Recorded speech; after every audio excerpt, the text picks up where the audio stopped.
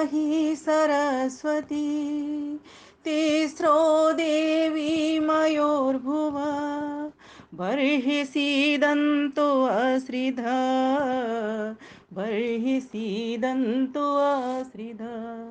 ॐ नमस्ते अस्तु आयते नमो अस्तु परायते नमस्ते प्राणतिष्ठत आसीनायोतते नमः आसीनायोतते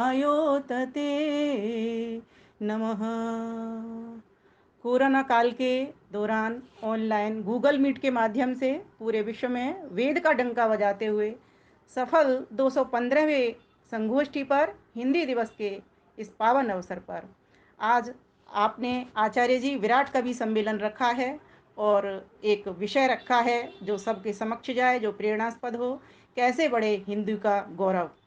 आज मुझे मुख्य वक्ता के कारण आपने आप मुझे यहाँ पर आमंत्रित किया है और अपने मंच का सम्मान भी प्रदान किया है।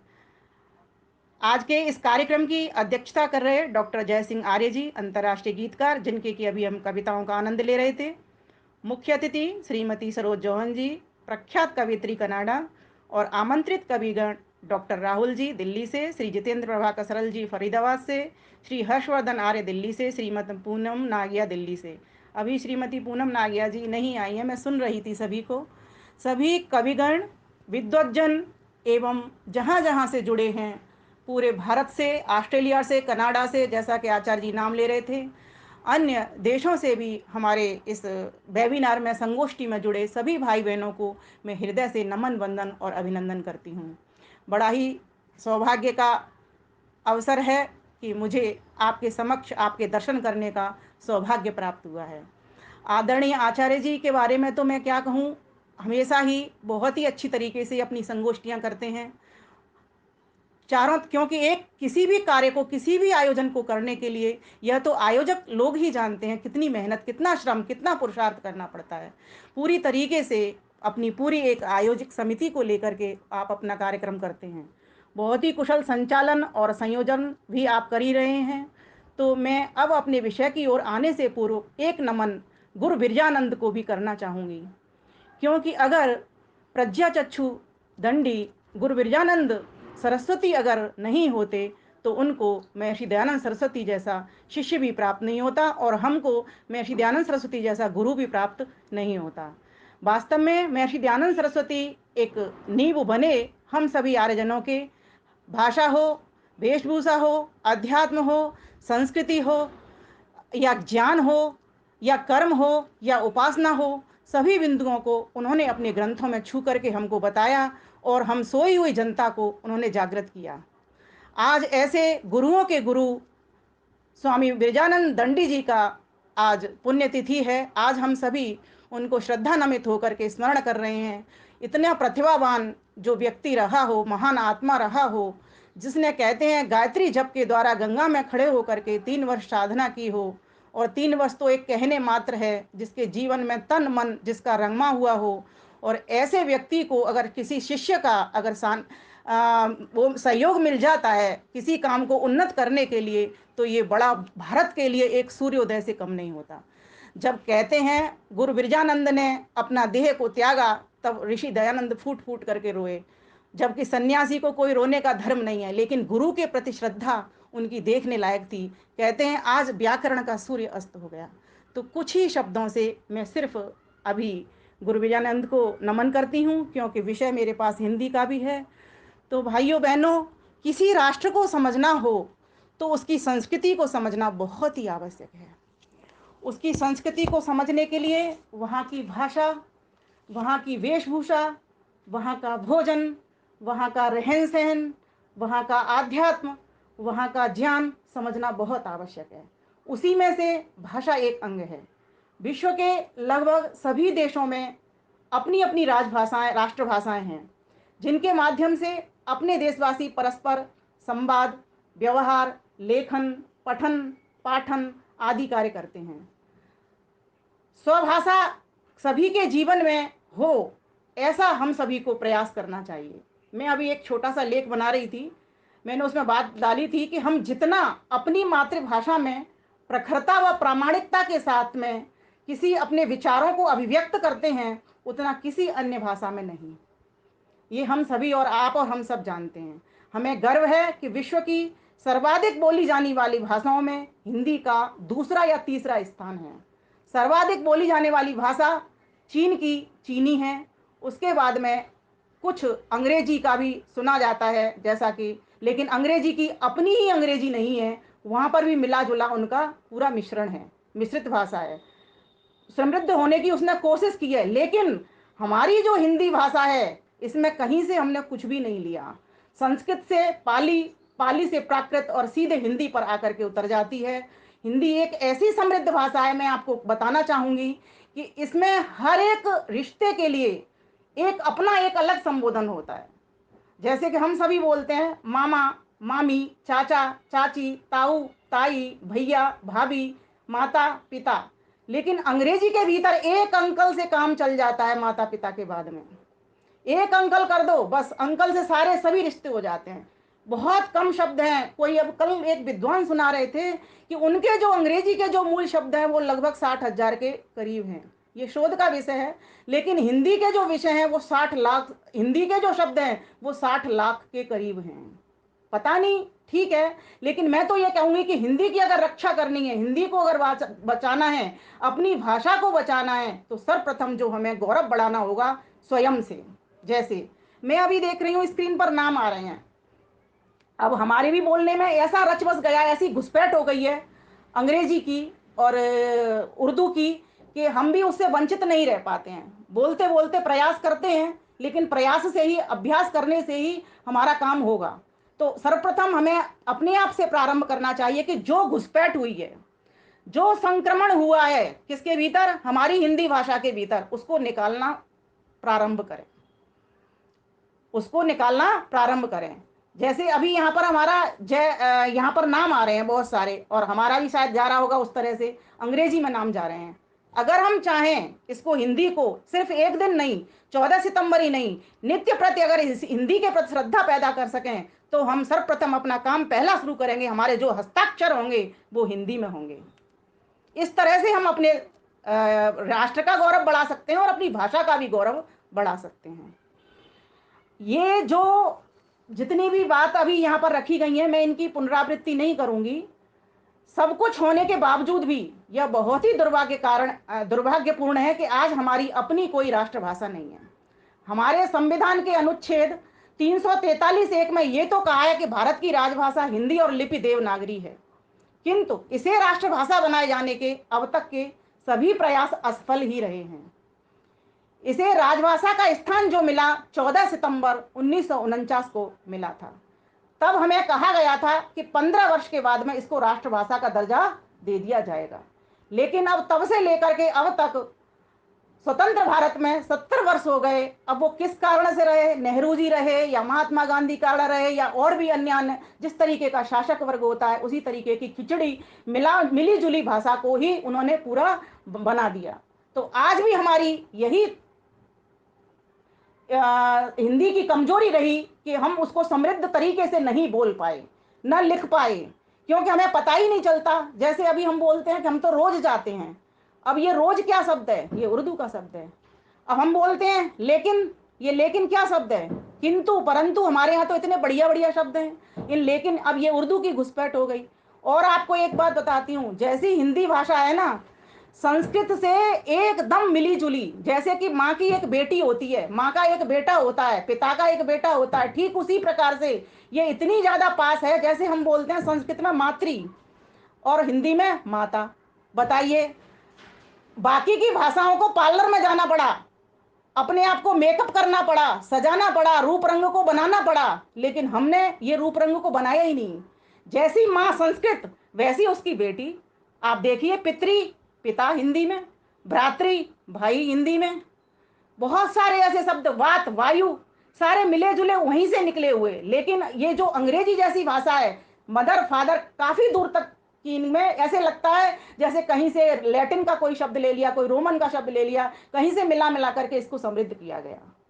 तो भाइयों बहनों, मैं कहना चाहूंगी जो ये जो घुसपैठ हुई है, जो शब्द ये आए हैं इनको थोड़ा सा समझ लें, क्योंकि मैंने बहुत चिंतन किया है और शब्दों को लेकर के आई हूँ। उसके बाद मैं फिर आगे दूसरी बात, नई बात बताऊंगी। जैसे अभी हम बोलते हैं अखबार, समाचार पत्र को क्या बोलते हैं? अखबार। सर्वप्रथम तो इसको निकालें, अखबार को छोड़ें। फिर क्या बोलते हैं हम? आजादी बोलते हैं, स्वतंत्रता को। आज हम इसी बात के ही तो परतंत्र हैं। सांस्कृतिक स्वतंत्रता हमारे पास नहीं है। क्या बोलते हैं हम? आजादी।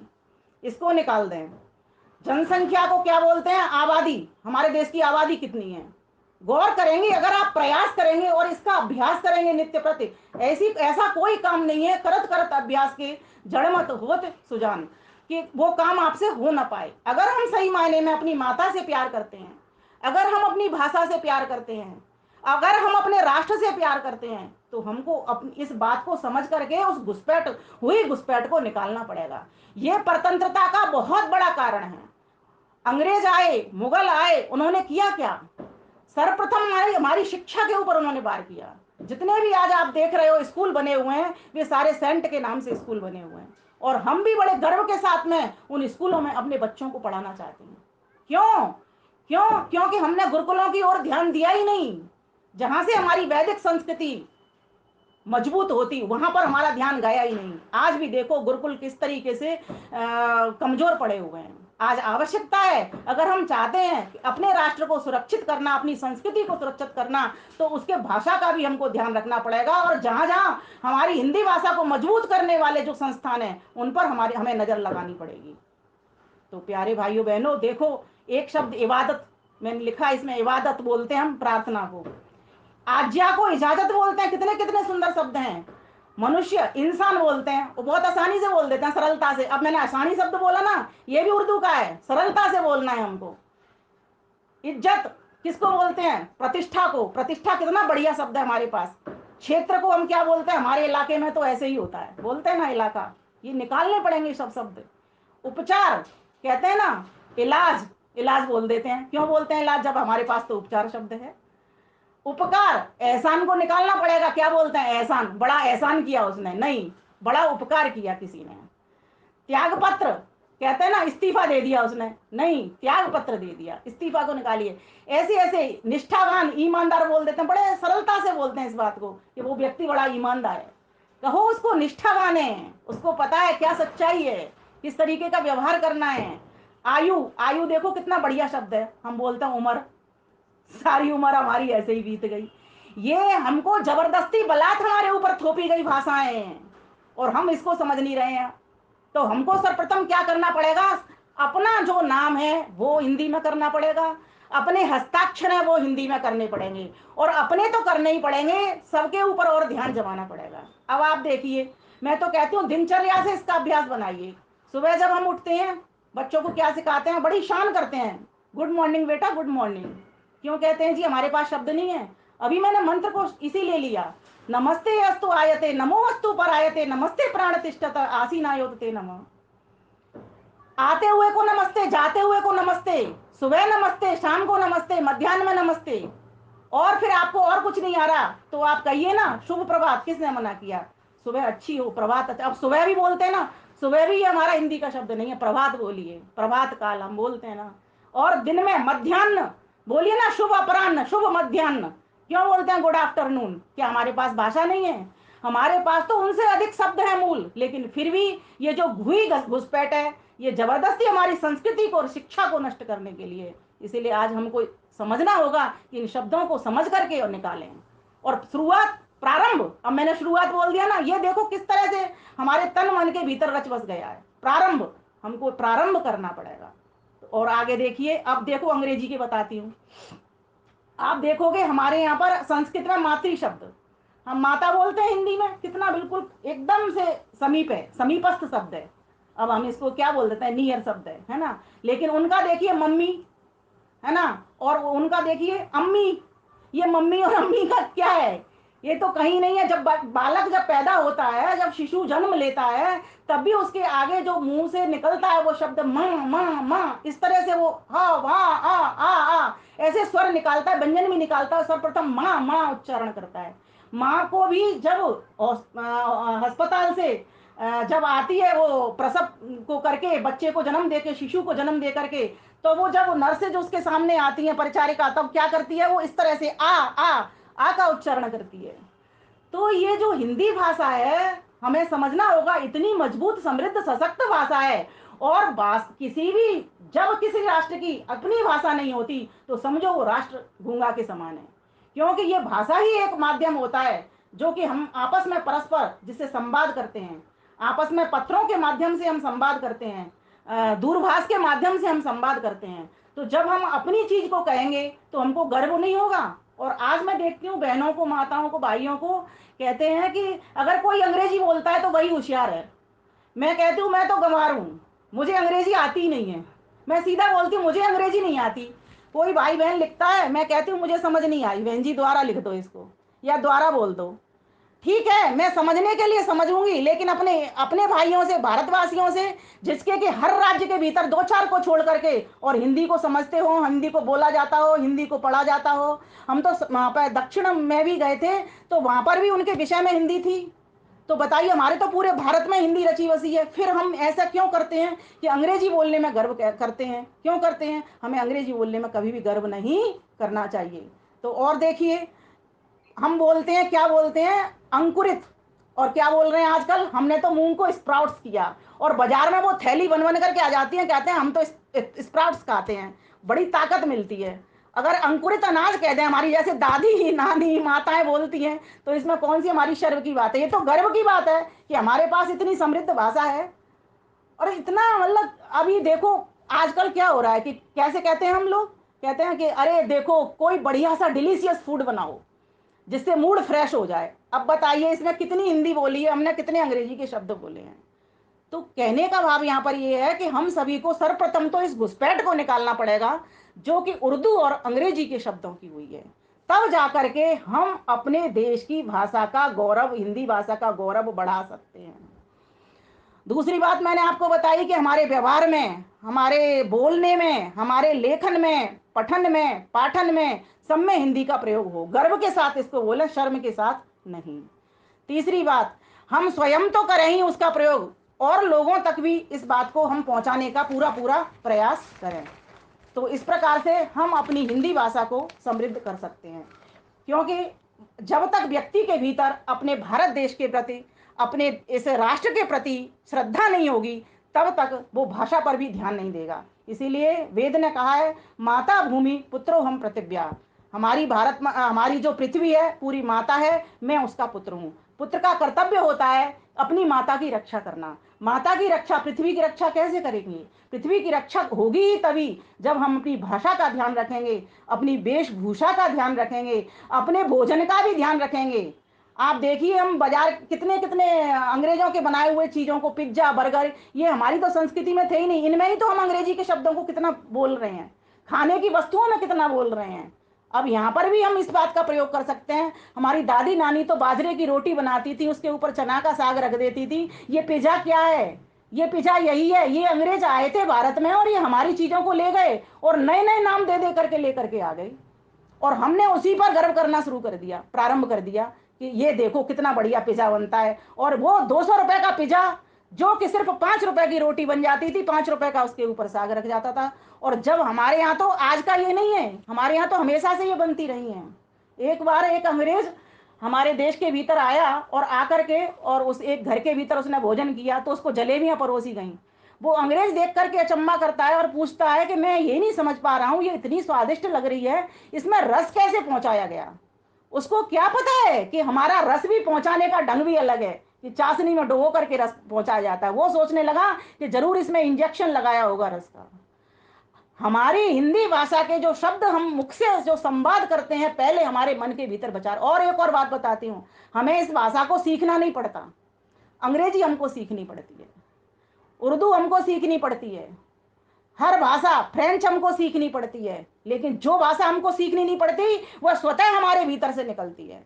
तो संस्कृत की ऐसी बेटी जो इतनी सुंदर हो, इतनी सरल हो, इतनी सादगीपूर्ण जिसका व्यवहार हो, तो क्यों नहीं ऐसी भाषा को अपने जीवन में ताने। तो इसी के ऊपर कुछ पंक्तियां मैं अपनी भी, चूंकि आचार्य जी ने अब ये कह ही दिया कि ये कवित्री भी हैं, तो मैं चाहती हूँ कि मैं भी अपनी रचना के माध्यम से करूं। शब्दकोश भारी विशाल, शब्दकोश भारी विशाल, बोधगम्य लालित्यपूर्ण, बोधगम्य लालित्यपूर्ण। डॉक्टर आज के अध्यक्ष डॉक्टर जयसिंह आर्य जी को मैं ये पंक्तियां समर्पित करती हूँ। शब्दकोश भारी विशाल, शब्दकोश भारी विशाल, बोधगम्य लालित्यपूर्ण, कवि लेखकों साहित्यकारों की भाषा गौरव है गूढ़, की भाषा गौरव है गूढ़।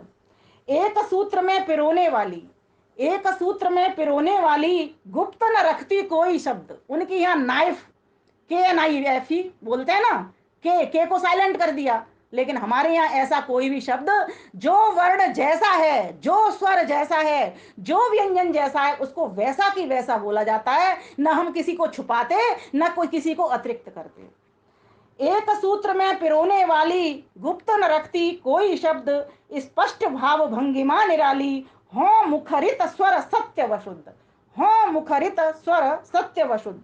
मान करें निज की भाषा पर, मान करें निज की भाषा पर, यह उन्नति की सीढ़ी है, यह उन्नति की सीढ़ी है। महर्षि देव दयानंद सरस्वती को खूब पता था कि संस्कृति हमारी भाषा है, मतलब मीन्स हमारी वैदिक संस्कृति ईश्वर की वाणी है और संस्कृत जन जन तक पहुंचे।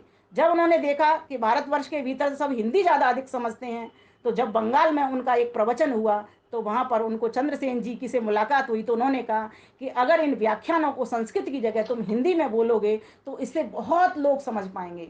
तो उन्होंने उस दिन से देखा कि उन्होंने अपने सारे साहित्यों को हिंदी में सृजन किया। यजुर्वेद का भाष्य हिंदी, उनको आवश्यकता नहीं थी कि वो क्यों करते, वो तो संस्कृत जानते थे, संस्कृत संभाषण भी करते थे और गुजराती उनकी भाषा थी। लेकिन फिर भी उन्होंने सभी साहित्य, अपने जितने भी ग्रंथ लिखे वो सभी की सभी हिंदी में लिखे। और एक और बात बता दूं, आज मैं बोलूं या आप बोलें या कोई और वक्ता प्रवक्ता आए या आचार्य जी बोलें, अगर हमारे पास, अगर हम सिर्फ संस्कृति पढ़ रहे होते तो आज हम इस मंच पर बैठ करके न तो आपस में कोई संवाद कर रहे होते, क्योंकि वहीं तक रह जाते हम।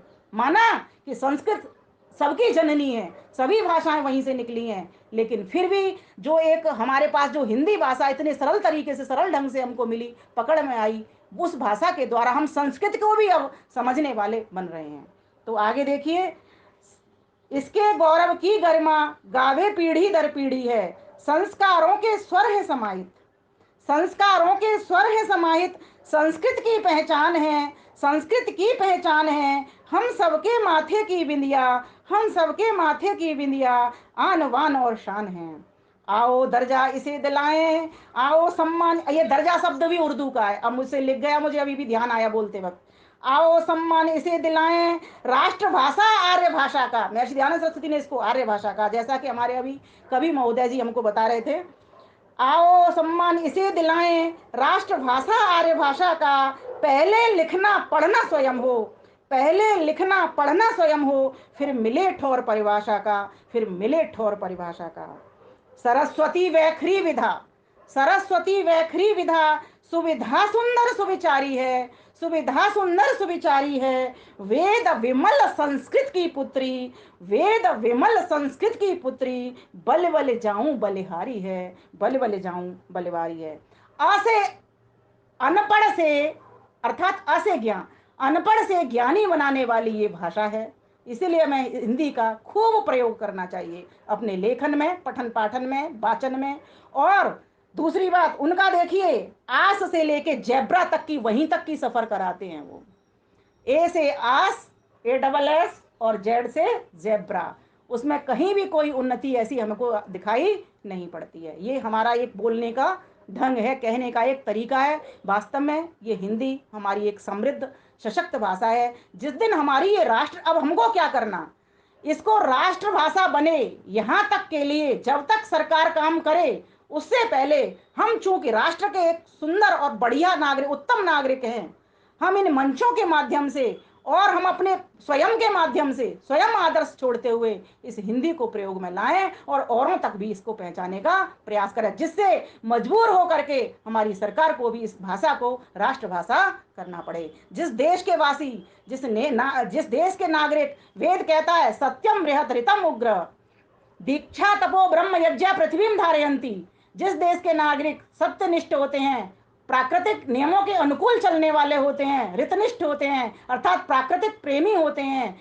ऐसा राष्ट्र ही फिर विकास को प्राप्त करता है। जहाँ पर नित्य ब्रह्म यज्ञ होता है, जहाँ पर पंच महायज्ञों की पालना होती है, ऐसे ही घरों के भीतर बालक अपनी भाषा पर, अपनी वेशभूषा पर, अपने भजन पर, अपने भोजन पर गर्व करते हैं और आगे आगे इसको पहुंचाने वाले होते हैं। इसीलिए हिंदी से जीवन तान धरे, सम्मान करें, सम्मान करें। हिंदी से जीवन तान धरे, सम्मान करें, सम्मान करें। हम बोले पढ़े लिखे बिंदी, हिंदी में पहाड़ रटे गिनती। हिंदी अब तो भूल गए सब पहाड़े, बच्चों को पूछो तो टू टू जा फोर उनको आता है, वो नहीं जानते। दो एकम दो, दो दूनी चार, दो तिया छह, दो चौक आठ, दो पंजे 10, दो छिंग बारह, दो सत्ते 14, दो अट्ठे 16, दो नम 18, दो धाम 20, वो नहीं जानते। और हम अब 40 तक पहाड़े इसी तरीके से हम याद किया करते थे। हिंदी में पहाड़े रटे गिनती, हम बोले पढ़े लिखे हिंदी। कर हस्ताक्षर हिंद शान करें, सम्मान करें, सम्मान करें। मातृभाषा हम सब की हिंदी, जीने की अभिलाषा हिंदी। हो गर्व सदा स्वाभिमान करें, सम्मान करें, सम्मान करें। जैसे रुपयों में है गिन्नी, हिंदी भी वैसे ही विंदी। सर्वस्व न्योछावर प्राण करें, हम मान करें, सम्मान करें।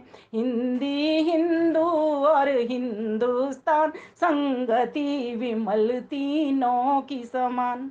समीपस्थ वेद विज्ञान भरे, सम्मान करें, सम्मान करें। संस्कृत की बेटी न्यारी है, आर्य भाषा कह के पुकारी है।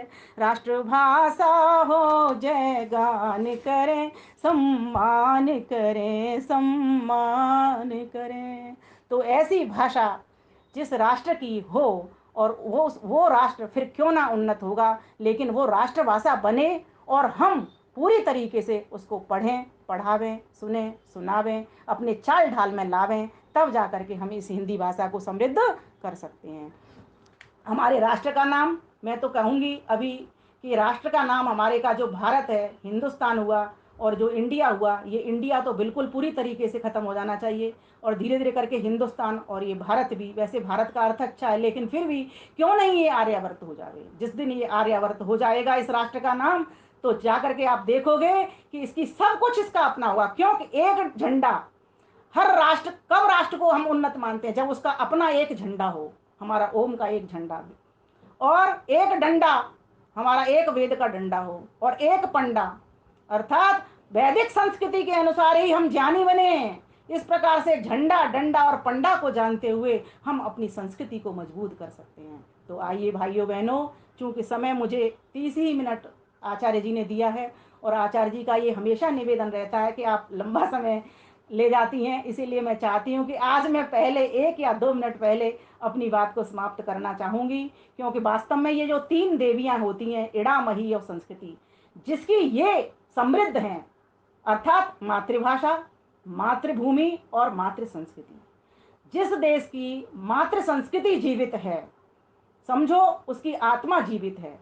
आज हमारे पास हमारी भूमि बनी रहे, मातृभूमि बनी रहे, इसके लिए क्या करना होगा, हम सभी को एकजुट होकर के इस मातृ संस्कृति को बचाना होगा। और संस्कृति के भीतर, जैसा कि मैंने पहले भी बताया था, ये सब कुछ अध्यात्म विद्या के साथ साथ अपनी भाषा, भूषा, भोजन, भजन, ये सब कुछ आ जाया करते हैं। तो हम सभी अपनी मातृ संस्कृति से प्रेम करने वाले बने, अपनी मातृभूमि से प्रेम करने वाले बने।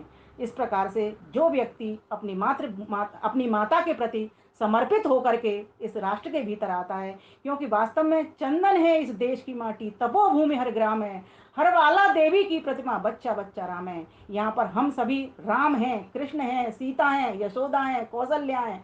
हम सभी को क्या करना होगा? अपनी मिट्टी से प्यार करना होगा। अगर मिट्टी से हम सही मायने में प्यार करते हैं तो हमें हिंदी भाषा को प्रतिष्ठित करवाना ही होगा, राष्ट्रभाषा भी। और मैं तो हिंदी भाषा नहीं, हमारी जो गौ माता है राष्ट्रीय प्राणी घोषित हो, इसके लिए अभी हम सभी को चलना होगा साथ साथ। हमारा राष्ट्रीय पक्षी तो है लेकिन राष्ट्रीय प्राणी अभी हमको प्राप्त नहीं हुआ, तो राष्ट्रीय प्राणी हमारी गौ माता है। महर्षि दयानंद सरस्वती ने इसके ऊपर भी बहुत बड़ा काम किया था, गौ करुणानिधि पुस्तक लिखी। गौ माता को कटते देख करके उनकी आंखों में आंसू आते थे, वास्तव में वो जानते थे क्योंकि ये प्राण है, ये आधार हैं हमारे राष्ट्र को मजबूती देने के। तो हमारी गौ माता बचे, लव जिहाद से हमारी बेटियां बचे। राष्ट्र ऐसे उन्नत नहीं हो जाता। अगर आएगी बात तो बहुत सारा विषय मेरे पास अभी निकलता चला जाएगा, लेकिन मैं अब अधिक समय ना लेते हूँ। और भी हमारे विद्वज्जन और कविगण यहाँ पर बैठे हुए हैं, उपस्थित हैं। समय की सीमा में हूँ मैं, 30 मिनट 41 सेकंड हो गए हैं। आप सभी को हार्दिक धन्यवाद करती हूँ। जय हिंदी, जय हिंदुस्तान, जय आर्यवर्त, जय महान पुरुष। धन्यवाद, नमस्ते।